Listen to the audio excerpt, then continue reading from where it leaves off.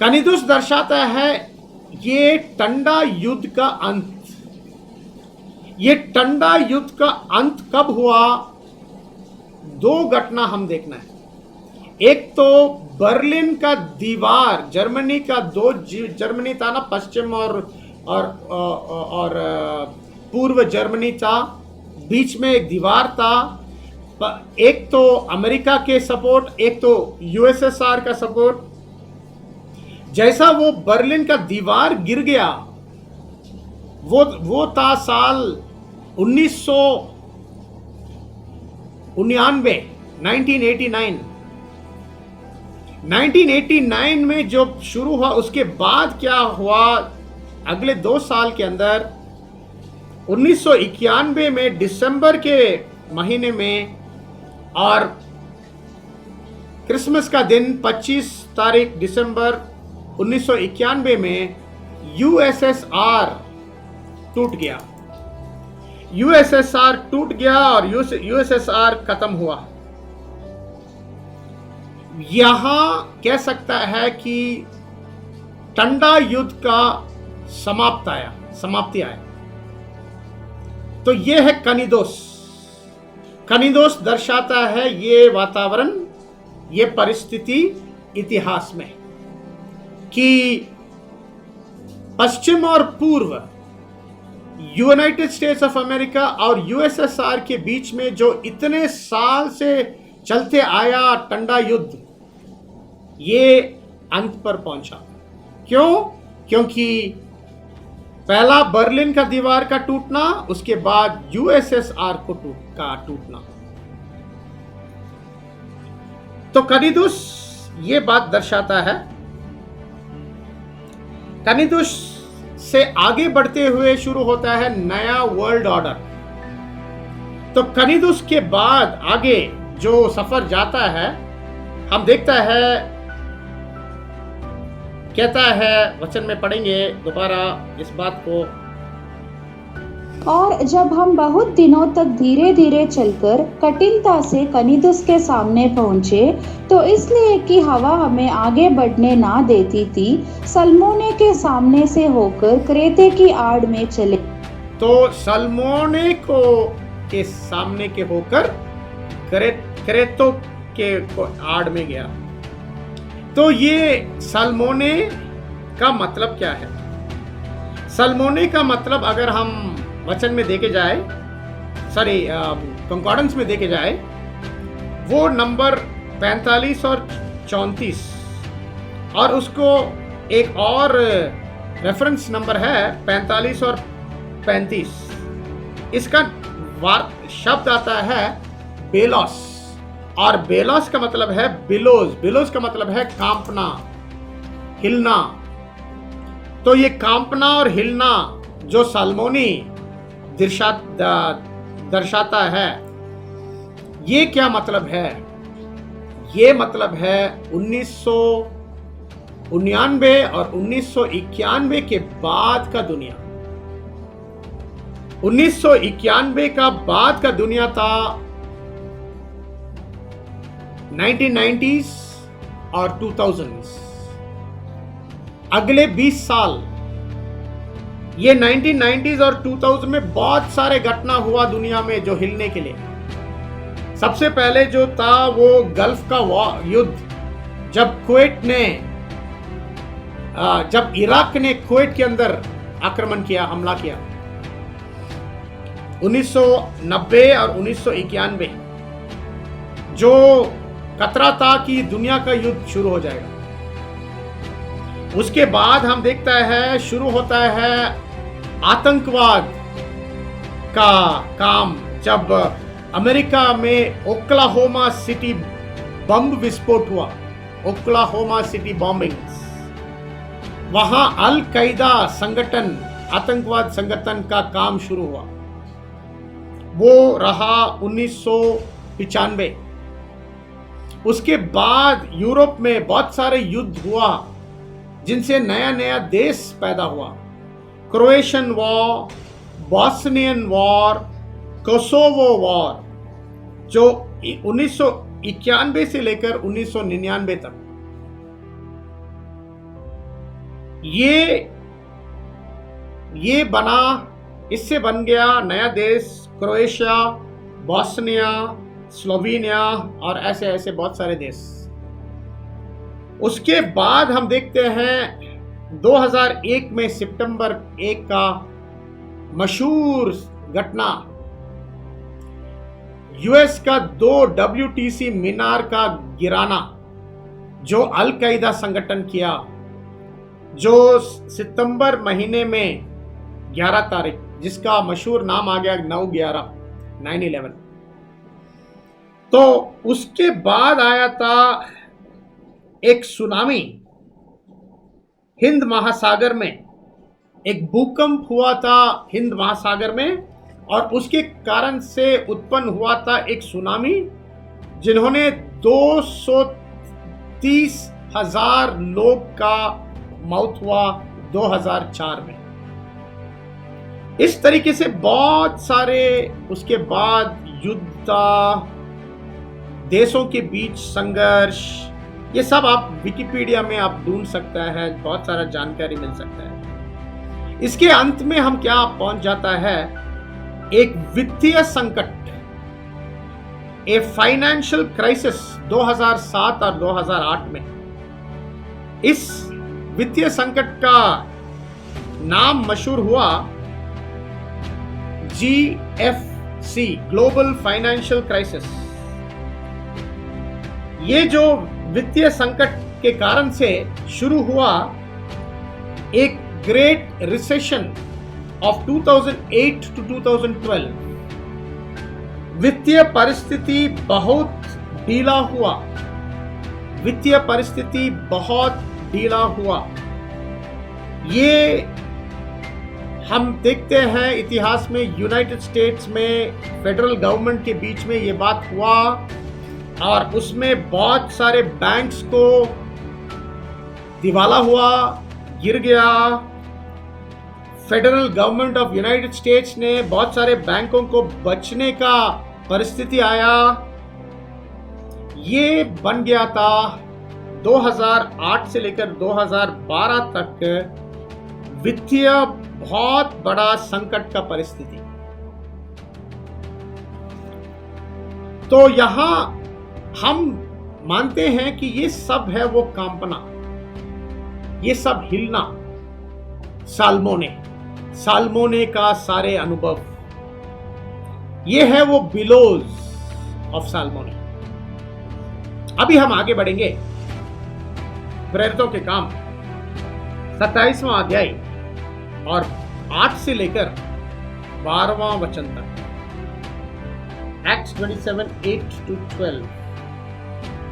और उसके किनारे किनारे कठिनता से चलकर शुभ लंगरबारी नाम एक जगह पहुंचे, जहां से लस्या नगर निकट था। जब बहुत दिन बीत गए और जल यात्रा में जाकिम इसलिए होती थी कि उपवास के दिन अब बीत चुके थे, तो पौलुस ने उन्हें यह कहकर समझाया कि हे सज्जनों, मुझे ऐसा जान पड़ता है कि इस यात्रा में विपत्ति और बहुत हानि न केवल माल और जहाज की वरन हमारे प्राणों की भी होने वाली है।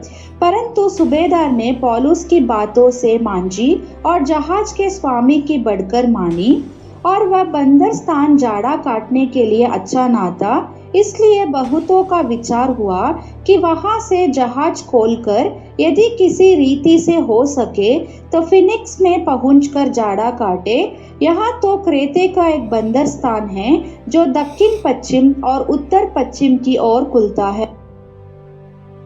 तो अगले 4 वचन 8 से लेकर 12 तक बताता है कि साल्मोने में से मुश्किल से निकल के पहुंच जाता है एक जगह जो अंग्रेजी में कहता है द फेयर हेवंस।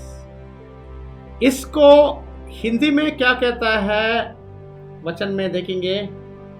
और उसके किनारे किनारे कठिनता से चलकर शुभ लंगरबारी नाम एक जगह, शुभ लंगरबारी नाम, द फेयर हेवंस, शुभ लंगरबारी नाम जगह पे पहुंच जाता है। अभी इस शुभ लंगरबारी नाम का जो जगह का मतलब अगर हम ढूंढना है हमको समझना है कि 3 बातों यहां होता है। शुभ लंगर बारी नाम का जगह में 3 बातों होता है। सबसे पहला बात है 9वां वचन। 9वां वचन में कहता है उपवास तो खत्म हुआ। ये कौन सा उपवास था?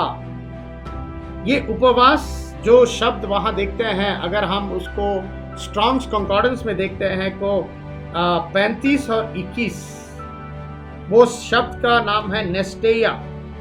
ये वो उपवास है जो मूसा के व्यवस्था में प्रायश्चित का दिन, मतलब 10वां यहूदी का 10वां महीना तीसरी का एक त्योहार, ये प्रायश्चित दिन का त्योहार में एक उपवास था। तो इसका मतलब क्या है कि प्रायश्चित दिन का त्योहार बीत गया, इसलिए उपवास खत्म हो गया। तो ये पहला बात हम देखते हैं शुभ लंगर नाम का जगह के बारे में। दूसरा बात शुभ लंगर नाम के बारे में, जगह के बारे में हम पढ़ते हैं 12वां वचन में पढ़ते हैं कि अभी इस जगह में गर्मी तो खत्म हो गया है, ऋतु का काल आ गया है, ऑटम, और अभी सर्दी आगे है। तो सर्दी में रहने के लिए जगह ढूंढ रहे थे और कहा कि यहां सर्दी तो नहीं रह सकते हैं, तो हम फिनिक्स नाम का जगह में हम ढूंढ लेंगे सर्दी में रहने के लिए। तो दूसरा बात क्या है कि गर्मी का काल, समर इज पास्ट, गर्मी का काल खत्म हो गया है, ऋतु ऑटम में है और सर्दी आगे है। और तीसरी बात है 10वां वचन में कि प्रेरित पौलुस सारे जहाज वालों को एक संदेशा देता है, एक चेतावनी देता है कि अगर आप आगे बढ़ते हैं इधर से बहुत सारा नुकसान होने वाला है, जहाज का, सामान का और मनुष्य का जिंदगी को भी नुकसान होने वाला है। लेकिन क्या देखता है कि पौलुस के चेतावनी को कान नहीं देता है, सुनता नहीं है, बल्कि जहाज के स्वामी को सुनते हैं और आगे बढ़ते हैं। तो ये 3 चीजों यहां जो हम देखते हैं, ये सारे बात को हम कैसे समझें? इन 3 चीजों को अगर हम समझना है तो तभी हम मालूम हो जाएगा कि ये स्थान, मतलब द फेयर हेवन्स, और उसके किनारे किनारे कठिनता से चलकर शुभ लंगर बारी नाम एक जगह पहुंचे। शुभ लंगर बारी नाम का जगह का मतलब समझ लेंगे। मतलब हम आत्मिक मतलब तो ढूंढ रहे हैं ना, तो आत्मिक मतलब में शुभ लंगर बारी का नाम का मतलब क्या है हम समझ लेंगे। तो इन 3 बातों को हम समझना है। पहला बात हमने देखा है कि त्योहार, उपवास खत्म हुआ। कौन सा उपवास वो था? हम देखा वो था प्रायश्चित का दिन का त्योहार खत्म हुआ। दूसरा बात क्या है कि गर्मी खत्म हो गया है, ऋतु के काल में आ गया है, ऑटम, और सर्दी आगे है। अभी इसका आत्मिक मतलब अगर हम देखे जाए तो गर्मी का काल, समर, दर्शाता है कटनी का समय। वचन में पढ़ेंगे नीति वचन 10वां अध्याय 5वां वचन। जो बेटा धूप काल में बटोरता है वह बुद्धि से काम करने वाला है, परंतु जो बेटा कटनी के समय भारी नींद में पड़ा रहता है वह लज्जा का कारण होता है। तो धूप काल, गर्मी का काल, समर दर्शाता है कटनी। कटनी के लिए एक चिन्ह है। तो ये शुभ लंगर बारी जगह में हम देखते हैं कि गर्मी धूप काल खत्म हो गया है। इसका मतलब है, ये दर्शाता है कटनी खत्म हो गया है। तो इसके बाद को हम कैसे समझ जाएं? हम अच्छी तरह जानता है कि पौलुस यहां दर्शाता है लवोदिकिया कलीसिया। हम अच्छी तरह देख रहा है कि पौलुस का सफर अभी तक खत्म नहीं हुआ, सिर्फ एक जगह पहुंच गया है, शुभ लंगर बारी नाम का जगह है। लेकिन इस शुभ लंगर बारी नाम के जगह में 3 चीजों को हम देखते हैं। एक तो धूप काल, गर्मी का काल खत्म हो गया है, ऋतु के काल ऑटम में पहुंच गया है। वो दर्शाता है कटनी खत्म हो गया है। अब दूसरा बात है कि प्रायश्चित का दिन का उपवास खत्म हो गया है, प्रायश्चित का दिन भी खत्म हो गया है। तो इस बात को हम कैसे समझ जाएं? क्योंकि इन दोनों बातों को हम समझना है। अभी जब सुसमाचार युग के अंत में हम पहुंच गया है, हम एक बात को ठीक से समझना है कि ये सुसमाचार युग कैसे खत्म होगा। इसका खत्म होने का तरीका क्या है, का प्रक्रिया क्या है। तो सबसे पहले हमको याद में रखना चाहिए कि ये सुसमाचार युग परमेश्वर रखा है प्रभु यीशु मसीह का दुल्हन को चुनने के लिए। और प्रभु यीशु मसीह के दुल्हन का चुनाव चलता है एक बुलावा जिसका नाम है नया सृष्टि, द न्यू क्रिएशन। 2 कुरिन्थियों 5वां अध्याय 17वां वचन। सो यदि कोई मसीहा में है तो वह नई सृष्टि है, पुरानी बातें बीत गई है, देखो वे सब नहीं हो गई।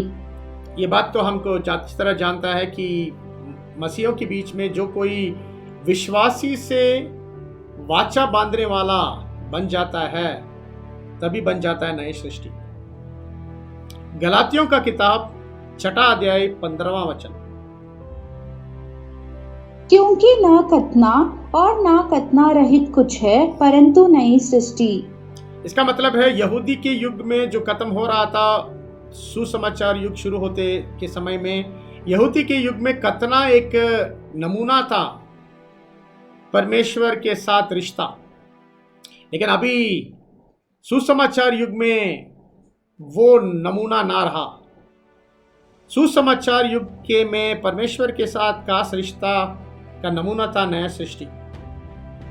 तो प्रभु यीशु मसीह नया सृष्टि के बारे में और नया सृष्टि के जो कॉन्सेप्ट, धारा के बारे में बताते वक्त प्रभु यीशु मसीह ने बताया एक फरीसी निकोदेमु के साथ। वचन में पढ़ेंगे यूहन्ना 3 अध्याय 3 और 5। यीशु ने उसको उत्तर दिया कि मैं तुझसे सच सच कहता हूँ, यदि कोई नए सिरे से न जन्मे तो परमेश्वर का राज्य देख नहीं सकता। यीशु ने उत्तर दिया कि मैं तुझसे सच सच कहता हूँ, जब तक कोई मनुष्य जल और आत्मा से न जन्मे तो वह परमेश्वर के राज्य में प्रवेश नहीं कर सकता। तो यहाँ प्रभु यीशु मसीह ने साफ साफ बताया कि दो प्रक्रिया है। दो प्रक्रिया क्या है कि जल से जन्म लेना है और आत्मा से जन्म लेना है। जल से जन्म लेने का मतलब है आत्मा में जन्माना, स्पिरिट बिगेटल, नए सृष्टि की शुरुआत। आत्मा में जन्म लेने का मतलब है आत्मा में जन्म लेना, स्पिरिट बर्थ, नए सृष्टि के समाप्ति, नए सृष्टि के उत्पन्न होने का समाप्ति। ये जो पहला प्रक्रिया है, हम जानते हैं शुरू हुआ था पेंटिकॉस्ट में, जब परमेश्वर अपने पवित्र आत्मा उंडेल किया था चेलों के ऊपर जो बैठ रहा था ऊपरी कमरे में। और वहां प्रेरित पतरस भी एक बात बताया कि ये बुलावा किन किन के लिए जाएगा। वचन में प्रेरितों के काम 2 अध्याय 39वां वचन। क्योंकि यह प्रतिज्ञा तुम और तुम्हारी संतानों और उन सब दूर दूर के लोगों के लिए भी है जिनको प्रभु हमारा परमेश्वर अपने पास बुलाएगा। मतलब एक बुलावा जाएगा और उस बुलावा जो मिलते हैं उनको मिलेगा ये मौका पहला प्रक्रिया को पाने के लिए, पवित्र आत्मा उनको मिलने के लिए और पवित्र आत्मा के जरिए से आत्मा में जन्माने का होने के लिए। दूसरा प्रक्रिया क्या है? आत्मा में जन्म लेना, स्पिरिट बर्थ। ये आत्मा में जन्म लेना शुरू हुआ था प्रभु यीशु मसीह के दूसरे आगमन के 3.5 साल बाद, अप्रैल के महीने 1878, अप्रैल 1878, वहां शुरू हुआ था पहला पुनरुत्थान। नजर को नहीं लगता है क्योंकि वो आत्मिक पुनरुत्थान, आत्मिक नजर में देख सकता है। जिसके पास आत्मिक नजर है वो देख सकता है कि ये आत्मिक पुनरुत्थान शुरू हुआ था अप्रैल के महीने में 1878। उसके बाद 1878 के बाद ये दोनों प्रक्रिया, आत्मा में जन्माना और आत्मा में जन्म लेना, स्पिरिट बिगेटल और स्पिरिट बर्थ, दोनों साथ में चलने लगा। पूरा का पूरा लवोदिकिया के कलीसिया में दोनों साथ में रहा। लेकिन जब अंत की बात करें, समाप्ति की बात करें, दोनों तो एक जगह में एक ही समय में समाप्त नहीं हो सकता है, मुमकिन नहीं है। क्योंकि आत्मा में जन्माना यह है नए सृष्टि का शुरुआत का प्रक्रिया, और आत्मा में जन्म लेना यह है नए सृष्टि के अंत का प्रक्रिया। बीच में नए सृष्टि का बढ़ने का समय है। दोनों प्रक्रिया एक साथ नहीं रुक सकता, एक साथ नहीं समाप्त हो सकता है, एक ही जगह में नहीं समाप्त हो सकता है। तो कलीसिया का अंत आएगा 2 कदम में। पहला कदम आत्मा का जन्माने का खत्मी।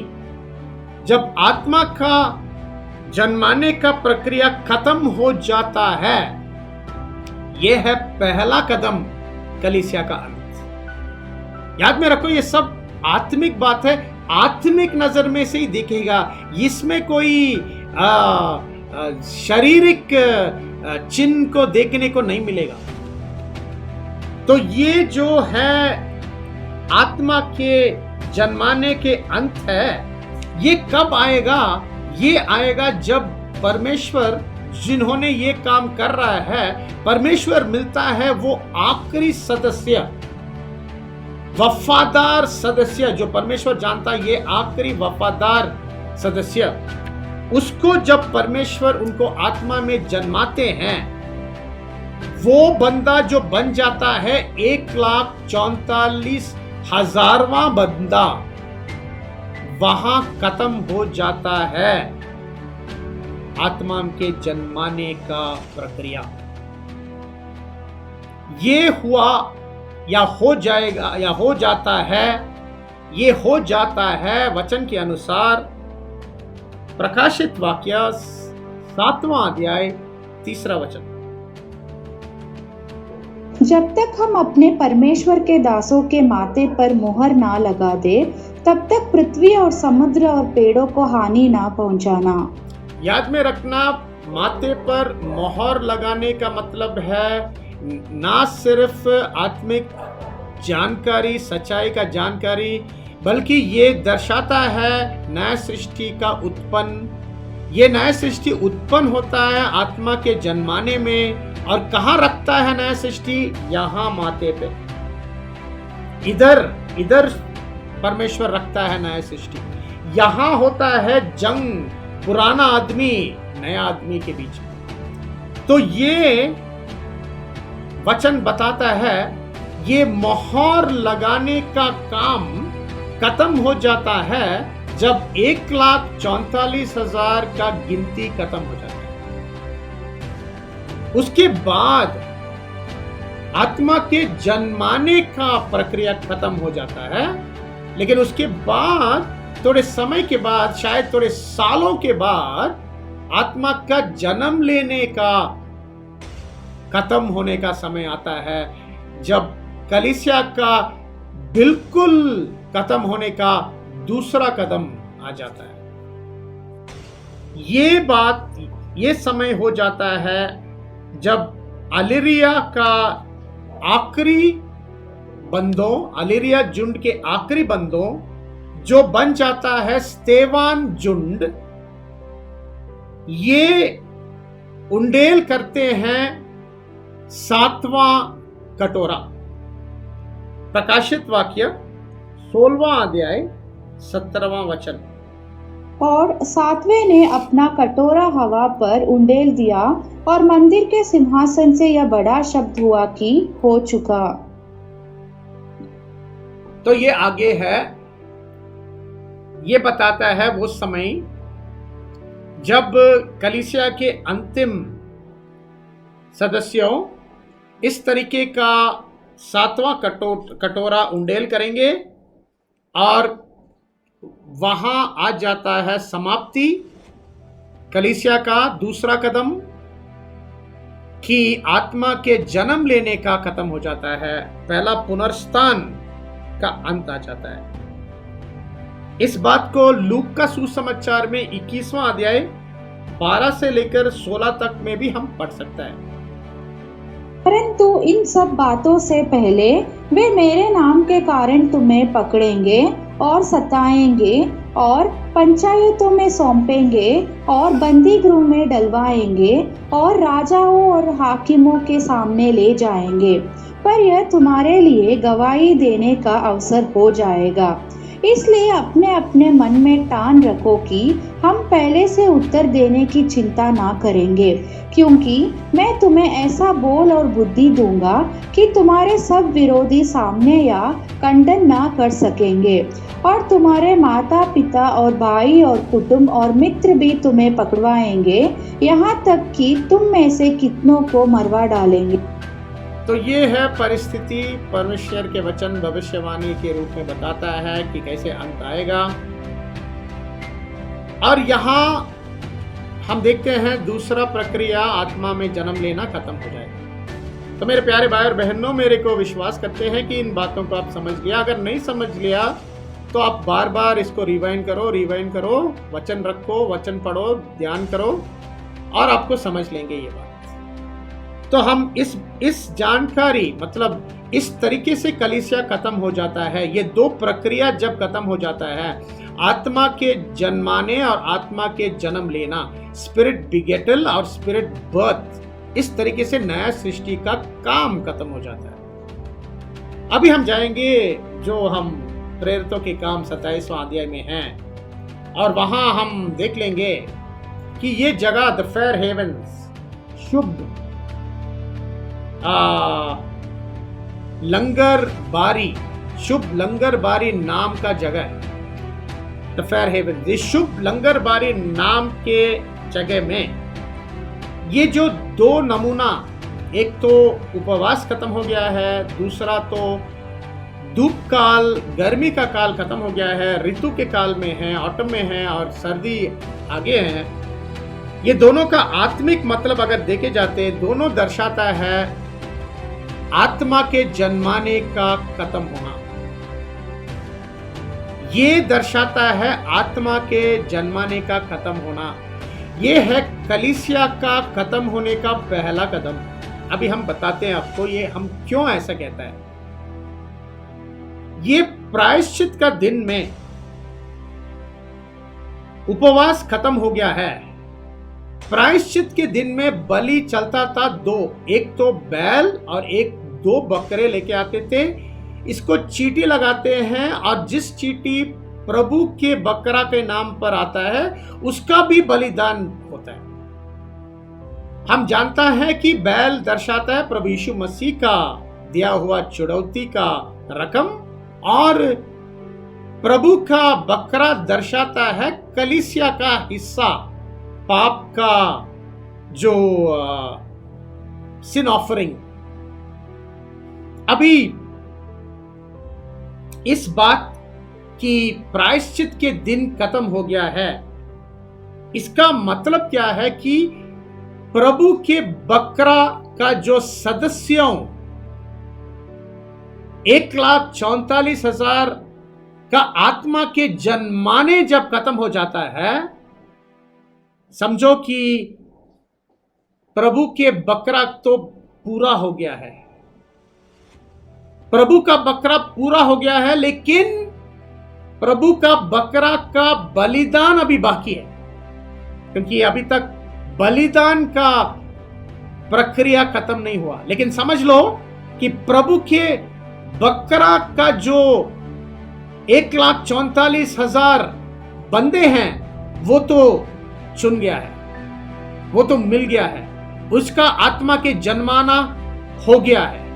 इसके कारण से कहता है पाप का प्रायश्चित का दिन का उपवास खत्म हो गया है। मतलब पाप का प्रायश्चित का दिन खत्म हो गया। किधर? यहां शुभ लंगर बारी जगह का नाम में, यहां आत्मा के जन्माने का खत्म हो गया है। इसका मतलब है 1,44,000 बंदे पता हो गया है कौन, आत्मा के जन्माने का काम हो गया है, प्रभु के बकरे का खत्म हो गया है, लेकिन बाकी है प्रभु के बकरे का बलिदान खत्म होना, वो बाकी है। अभी दूसरी बात क्या है कि गर्मी का काल, धूप काल खत्म हो गया है। धूप काल हमने देखा वचन में दर्शाता है कटनी खत्म हो गया है। कटनी कैसे खत्म हो जाता है? आपको याद होगा ब्रदर असल ने हमको शिक्षा दिया 1881 में 1881 में 1,44,000 का गिनती खत्म हुआ, लेकिन सदस्यों खत्म नहीं हुआ।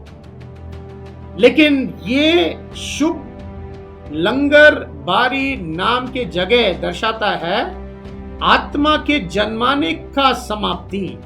आत्मा के जन्माने के समाप्ति में ना सिर्फ 1,44,000 का गिनती खत्म हो जाता है, जिनको ने जो पहले ही खत्म हुआ 1881 में, ये गिनती और सदस्यों भी खत्म हो जाता है, मिल जाता है सारे के सारे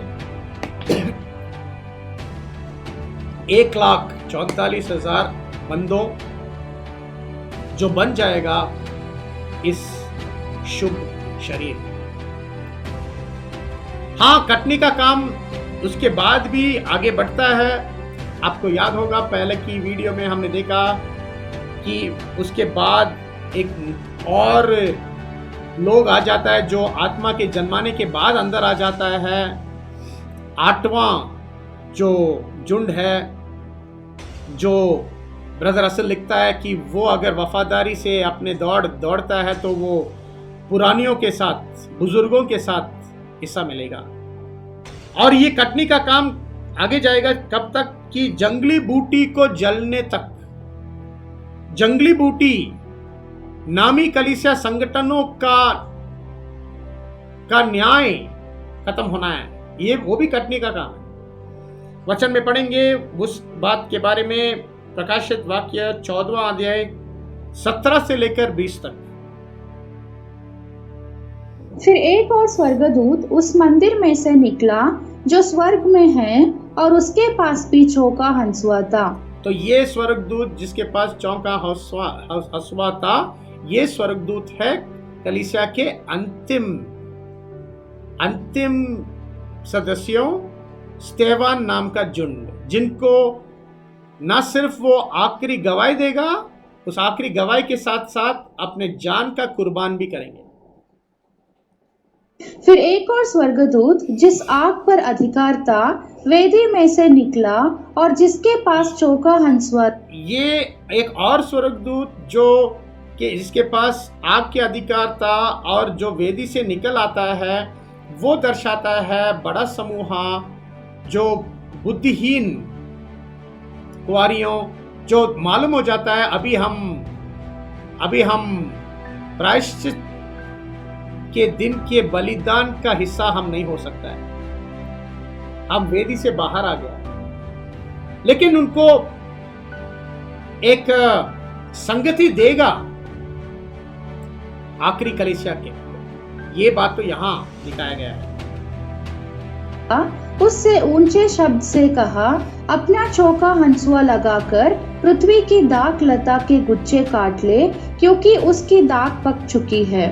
और उस स्वर्गदूत ने पृथ्वी पर अपना हंसुआ डाला और पृथ्वी की दाख लता का फल काटकर अपने परमेश्वर के प्रकोप के बड़े रस के कुंड में डाल दिया। और नगर के बाहर उस रस कुंड में दाख रौंदे गए और रस कुंड में से इतना लोहू निकला कि घोड़ों के लगामों तक पहुंचा और 100 कोस तक बह गया। तो ये सारा बाबुल का विनाश के बारे में बताता है, जो आखिरी गवाही के रूप से प्रकट हो जाएगा, जो अधर्म का भेद प्रकट हो जाता है। तो ये सारा इसके अंदर है। अभी समय नहीं है उसके अंदर ज़्यादा जानकारी लेके पता करने के लिए, लेकिन हम अभी देखा था कि आत्मिक मतलब में ये शुभ लंगर बारी नाम द फेयर हेवंस जगह के संबंधित 2 बात बताता है। आत्मा के जन्माने का खत्म होना का प्रक्रिया, द एंड ऑफ स्पिरिट बिगेटल। एक तो उपवास का दिन खत्म हो गया है, मतलब पाप का प्रायश्चित का दिन का उपवास खत्म हो गया है, और दूसरा जो धूप काल खत्म हो गया है, क्योंकि ये ऋतु के काल में है और आगे सर्दी है, कटनी खत्म हो गया है। और कैसे ये सारे बात हमने देख चुका है। और अगले बात, तीसरे बात क्या है कि पौलुस ने चेतावनी देता है, लेकिन इन लोगों को सुनता नहीं है चेतावनी। ये दर्शाता है कि कलीसिया हमारे संघ के भाई बहनों अभी दुनिया को बहुत सारा चेतावनी दे रहा है परमेश्वर की योजना के बारे में, सारे मीडिया में, वेबसाइट्स में, जो बताता है कि परमेश्वर की योजना के अनुसार ये अभी जो दुनिया के संगठन है, दूसरा दुनिया के संगठन है, सब तो गिरने वाला है, क्योंकि परमेश्वर के राज्य का देखी जैसे बाग प्रकट होना है। लेकिन ये सारे वेबसाइट्स में, ये सारे मैगजीन्स में ये बड़े पैमाने में ये प्रकट हो रहा है। दुनिया को भी देख सकता है, सुन सकता है, लेकिन कोई सुनता नहीं है, कोई देखता नहीं है। इसका कारण क्या है? क्योंकि उनके पास अभी पवित्र आत्मा नहीं है समझने के लिए। मत्ती के सुसमाचार 13वां अध्याय 14वां वचन, मत्ती के सुसमाचार 13 का 14। और उनके विषय में यशायाह की यह भविष्यवाणी पूरी होती है कि तुम कानों से तो सुनोगे पर समझोगे नहीं, और आंखों से तो देखोगे पर तुम्हें ना सूझेगा। समझ गया ना? तो इसलिए कि दुनिया के लोग नहीं समझ लेंगे ये सारा आत्मिक बातों, क्योंकि अभी तक परमेश्वर समय नहीं आ गया उनको पवित्र आत्मा उसके ऊपर उंडेल करना। लेकिन उचित समय में जब परमेश्वर अपने पवित्र आत्मा सारा दुनिया पर उंडेल करेगा, तभी सारा दुनिया समझ लेंगे ये सारे बात। लेकिन अभी जैसे पौलुस बताता है, जहाज के लोगों और स्वामी को नहीं सुनता है, लेकिन पौलुस बोलता है कि खतरा है, जहाज के लिए खतरा है, सामान के लिए खतरा है, जान के लिए भी खतरा है। क्यों पौलुस यहाँ शुभ लंगर बारी नाम के जगह में, द फेयर हेवंस में, ये क्यों ये चेतावनी देता है? क्योंकि ये दर्शाता एक और बात, जैसे ही आत्मा के जन्माने खत्म होता है, प्रकाशित वाक्य 7 का 3 में हम पढ़ते हैं, 4 हवाओं को रिहाई होना। 4 हवाओं जब रिहाई हो जाता है, समझो कि दुनिया पर बहुत खतरा, दुनिया का बहुत खतरा बढ़ते जाएगा, विनाश तक लेके जाएगा। तो इस बात दर्शाता है पौलुस का देते हुए चेतावनी। तो प्यारे भाई और बहनों,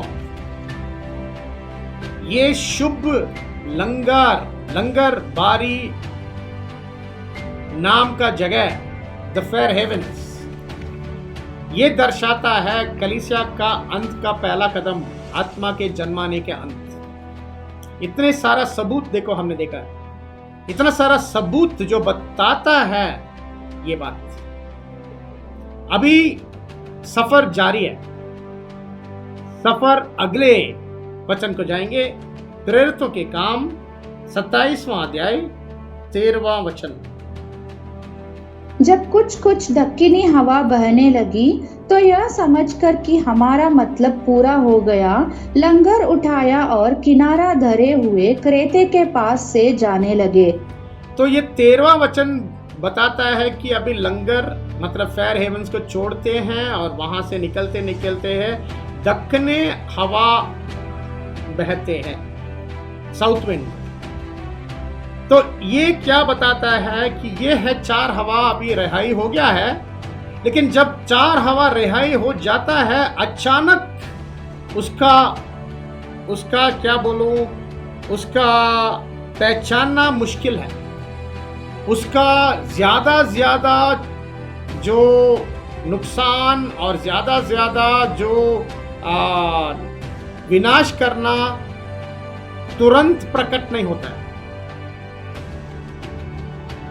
समय लगेगा। हम जानता है ये 4 हवा को रिहाई करने का मकसद है उत्पन्न होना है बवंडर। बवंडर खत्म करेगा दुनिया, वर्ल्डविंड। लेकिन हम क्या देखता है कि जैसे जैसे रिहाई होता है 4 हवा, तुरंत बवंडर का उत्पन्न नहीं होता है। इसका आधार है एक वचन, आमोस की किताब 9वां अध्याय 13वां वचन, एमोस 9:13। यहोवा की यह भी वाणी है, देखो ऐसे दिन आते हैं कि हल जोतने वाला लगने वाले को और दाख रौंदने वाला बीज बोने वाले को जा लेगा। और तो ये हमने पहले वीडियो में भी हमने देखा है कि ये हल जोतने वाला, ये लबने वाला मतलब कटनी करने वाला, बीज बोने वाला और डाक रौंदने वाला का मतलब क्या है और कैसे एक से आगे जाता है। हल जोतने वाला दर्शाता है 4 हवा का रिहाई। दुनिया पर आता है संकट, तैयार करना है परमेश्वर के देखने वाले राज्य का शुरुआत के लिए। और लबने वाला, कटाई करने वाला दर्शाता है लवदोकिया कलीसिया का कटनी। जैसा ही कटनी खत्म हो जाता है हल जोतने वाला आगे जाता है। अगर हल जोतने वाला आगे गया है इसका मतलब है कटनी खत्म हो गया है। लेकिन डाक रौंदने का मतलब है बाबुल का विनाश। डाक रौंदने का वाला को प्रकट होने से पहले एक बीज बोने वाला आता है।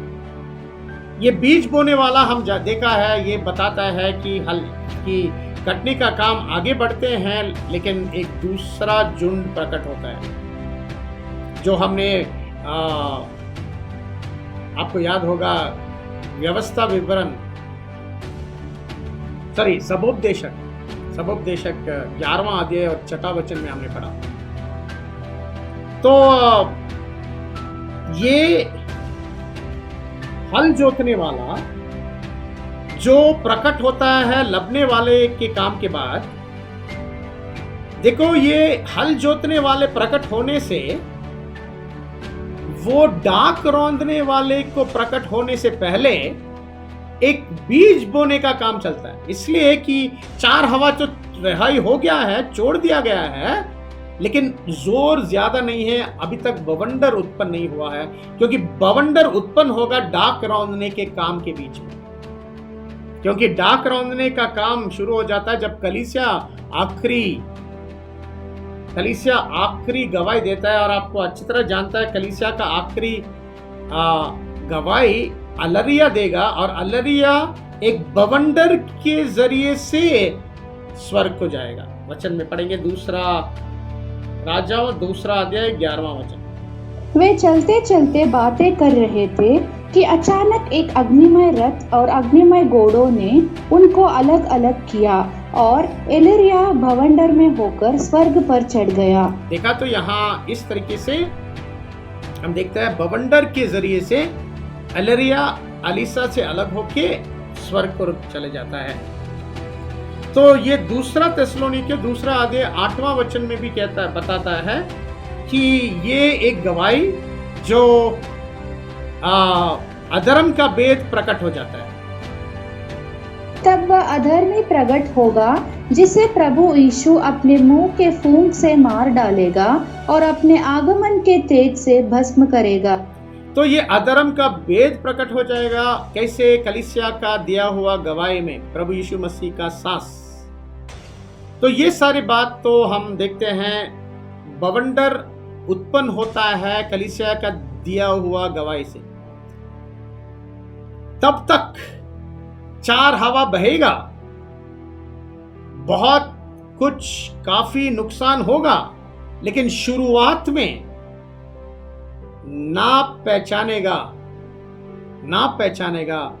कि 4 हवा का रिहाई हो गया है। इसलिए यहां कहता है वचन में 13वां वचन में पढ़ते हैं कि आगे निकला लंगर से और दक्षिण हवा बह रहे थे। जब कुछ कुछ दक्षिणी हवा बहने लगी तो यह समझकर कि हमारा मतलब पूरा हो गया, लंगर उठाया और तो दक्षिणी हवा बह रहा है। दक्षिणी हवा, साउथ विंड्स वर ब्लोइंग सॉफ्टली। अभी ये दक्षिणी हवा का मतलब क्या है? दक्षिणी हवा से ही उत्पन्न होता है बवंडर। वचन में पढ़ो अय्यूब की किताब 37वां अध्याय 9वां वचन। अय्यूब क्या किताब 37 का 9। दक्षिण दिशा से बवंडर और उत्तरिया से जाड़ा आता है। देखो, दक्षिण दिशा से आता है बवंडर। तो ये दक्षिणी हवा का मतलब है 4 हवाओं का रिहाई, लेकिन अभी तक बवंडर उत्पन्न नहीं हुआ। तो आपको शायद समझ लिया होगा प्यारे भाई और बहनों, इतने सारे बात जो आज हमने देखा, ये यहाँ पहला भाग खत्म हो रहा है, लेकिन दूसरा भाग अभी बाकी है। 14 से लेकर 44 तक वचनों का ध्यान करना है, लेकिन वो अगले दूसरे भाग में हम देखेंगे।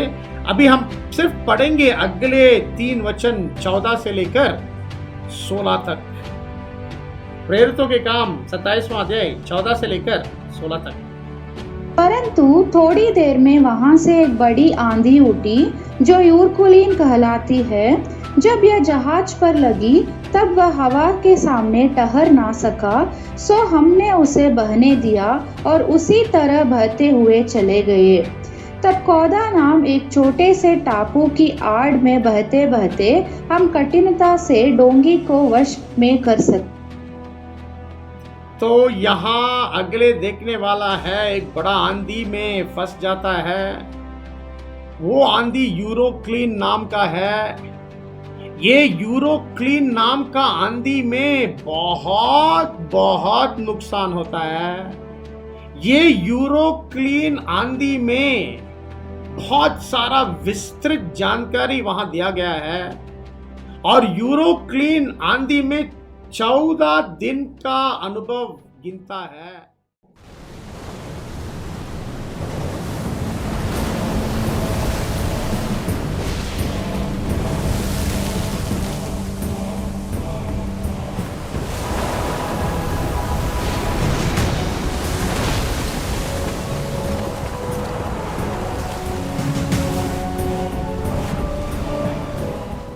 ये सारे बातों अगले दूसरे भाग में देखेंगे।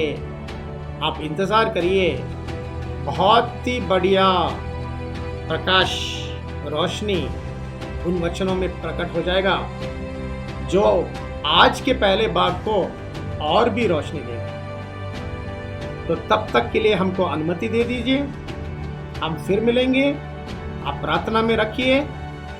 सारे भाई और बहनों को सलाम, नमस्ते।